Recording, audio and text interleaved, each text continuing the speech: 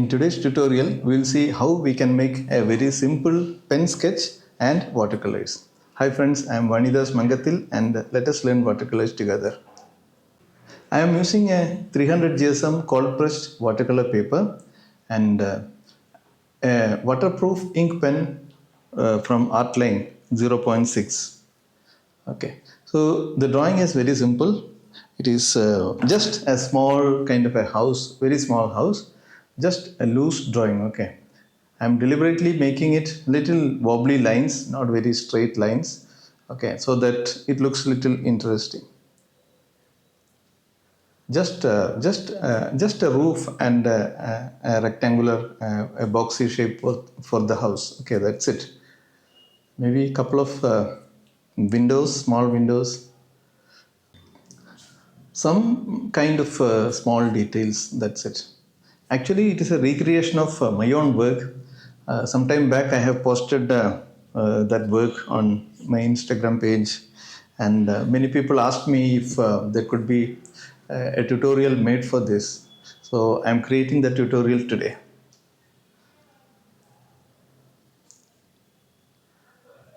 Couple of windows, some doors, and maybe a door here, some kind of support, some pillar or pole. That's it. I think for the drawing part, it is this much is enough, and we will have some figures. That's it. Couple of figures moving here and there.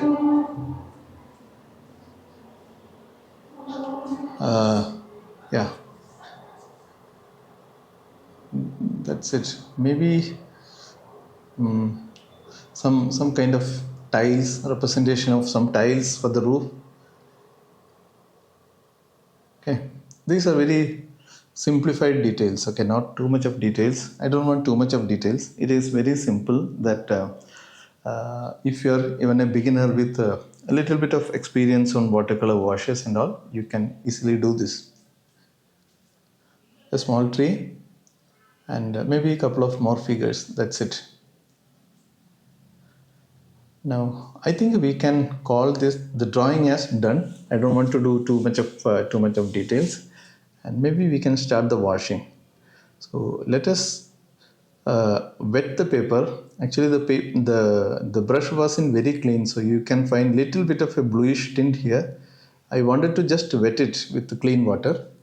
You can just wet it with clean water, and I am leaving the roof untouched. Okay, and then I am applying a pale wash of cobalt blue on the wet surface. Okay, so that you can see the spread is happening. So it indicates some kind of a bluish sky and some kind of a suggestion for white clouds. So this in the second layer, I mean, I cannot say that it is a layer. Initially, I have applied pale blue and then darker blue. Something at the far end, and it is mainly some sort of a grayish, brownish gray probably. I have used Payne's gray and little bit of burnt umber for this. So Payne's gray is a gray and burnt umber gives it some brownish tint. So it is sort of a brownish kind of gray. I'm just filling that gap, okay, with a clean brush. Okay, I think we are done with the sky area, and we can do the land portion, and it is a mix of olive green and yellow ochre. Okay, olive green and yellow ochre, so that it is sort of a warm green. And I'm softly merging the land, the grass, and the sky area on the right side, and on the left side I am giving some tiny white gap to separate between the far end foliages and the grass area.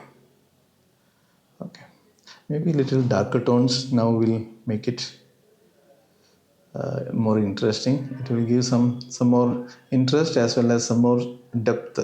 Okay, it is a good idea to keep the closer areas a little darker. Closer area means the bottommost area, right?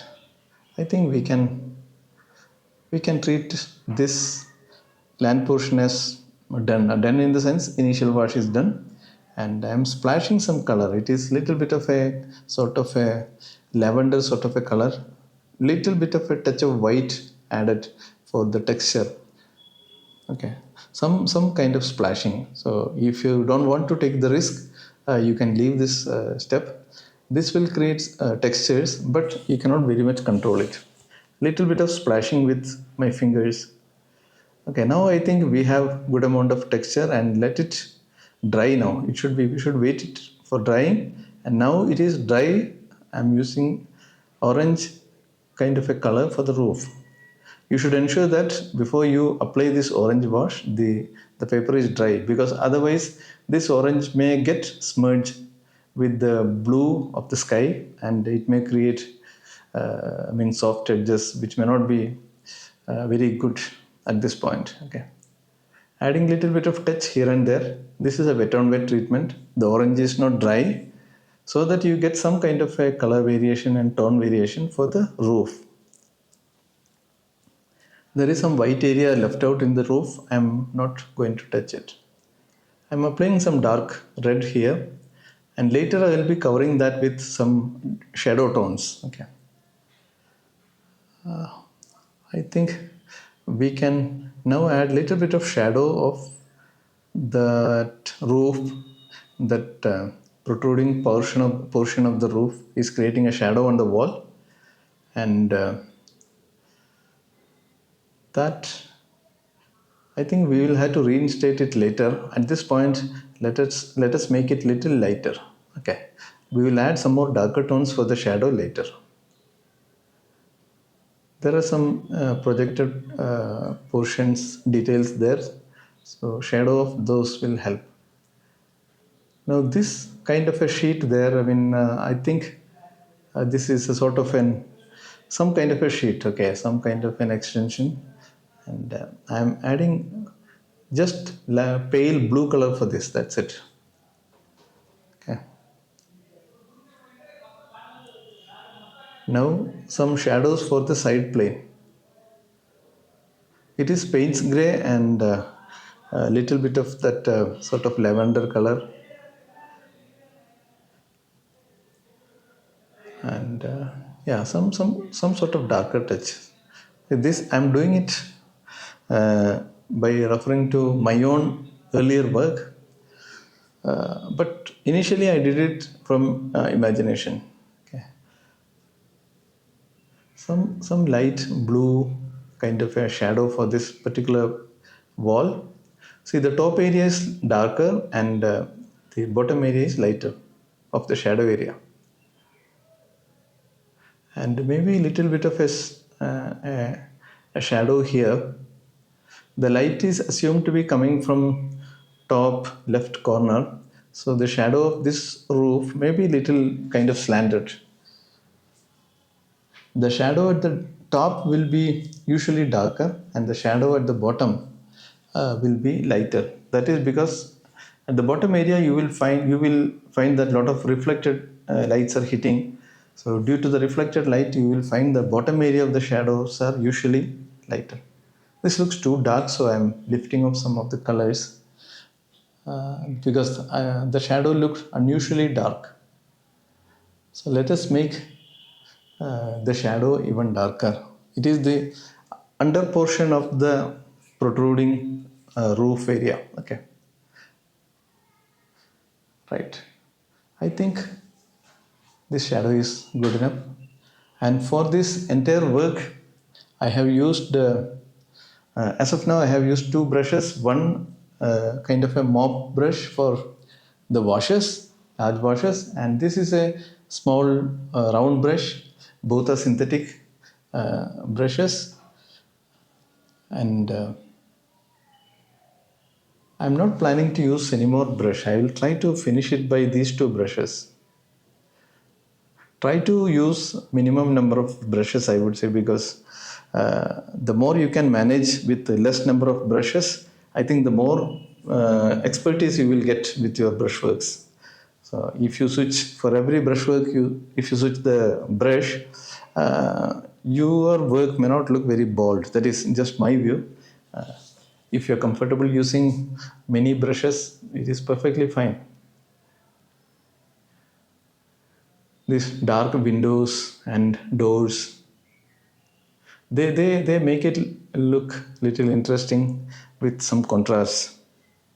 Rather than rather than they being actually windows or doors or something, I usually see them as contrast and interest.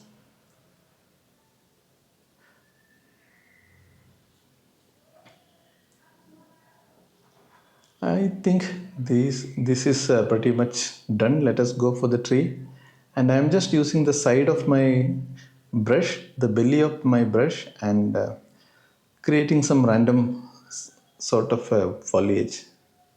I mean, the shape is not very precise. It is not circular. It is not ellipse. It is some kind of something in between. Okay, it is a kind of a random sort of a shape. You know how tree foliages look like. Okay.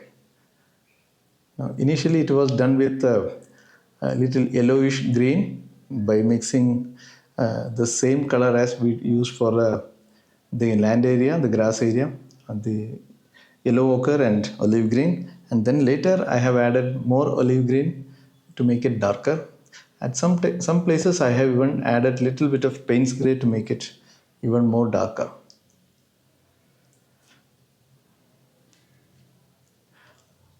Overall, I'm happy with the shape of the tree. You don't have to worry about details, okay? You don't have to make it very, very pretty. Just if you are getting a convincing shape, that's good enough. That is what my view is. Okay. Maybe since tree had some shadows, let us also suggest some kind of a shadow. But I don't want to make it very strong. I just wanted to softly play the shadows, not very, very strong shadows. So maybe I will just smudge some of these edges with my finger so that they are not very strong. Some splashing of dark greens so that it will create some sort of a dark texture. That's it. Now let us go for the figures. The figures are very simplified. I'm using just a couple of different colors. I'm using some orangish yellow. Maybe I'll use some greenish color. Maybe this is slightly different green, cobalt green, so that they differ from the olive green below. So you can use any color, okay? So I just picked these colors. Maybe red here.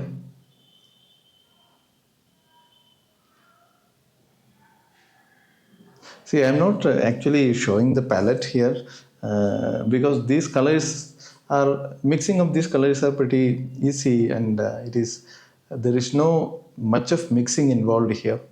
Just one color or just two colors. That's it. Not too many colors, and you should be. It should be pretty easy for you to mix the colors. Okay.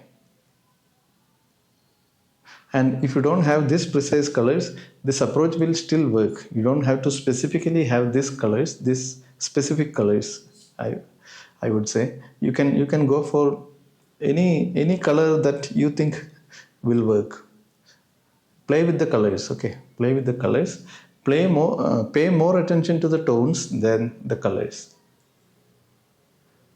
These are some orange colors directly picked up from the tube to show the exposed body parts like the face and the neck, maybe arms, etc.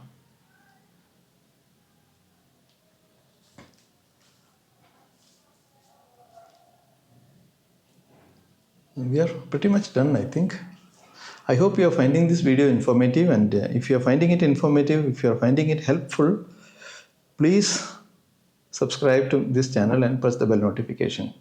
And if you have any questions, suggestions, or comments, please write them into the comment box below. I will surely find some time to get back with my answers to all your comments. These are some opaque white highlights so that these figures pop up. They grab more attention. They really, grab attention. That is the idea of these white highlights. It is not always required, and if you are against using any kind of opaque colors, you can stay away with from this. Okay, I think we are pretty much done now, and I'm just thinking what to do next. It's a very simple subject, not too much of complex drawing. Small drawing, element, very little bit of details. Okay, not too much of details, and simple coloring process. Okay, not too much complicated. But overall, I think this looks interesting because I got some good feedback on my previous work, which I am trying to recreate it now here. I think we are pretty much done, and I'm just thinking what we should do next, or can we sign it? I'll sign it now, and we can treat it as done. So you should know when to stop your work. Okay, don't try to do a lot of details. If you think it is working, better stop it. Okay. So I think we can take out the tape now, and this is the final work. Okay, I hope you like this tutorial video, and thank you very much for watching this video, and I hope you enjoyed this video, you found it informative, and if you are finding some value in this video tutorial, please do subscribe and press the bell notification if you haven't done it already. Please share it to your artist friends, artist group, so that more people can take benefit of this tutorial series. I'll be creating and uploading more and more videos, so please share it as much as possible. Okay, thank you very much once again. Any question, any comments, write them in the comment box below. We will soon see you with another interesting tutorial, and happy painting until then. Bye bye.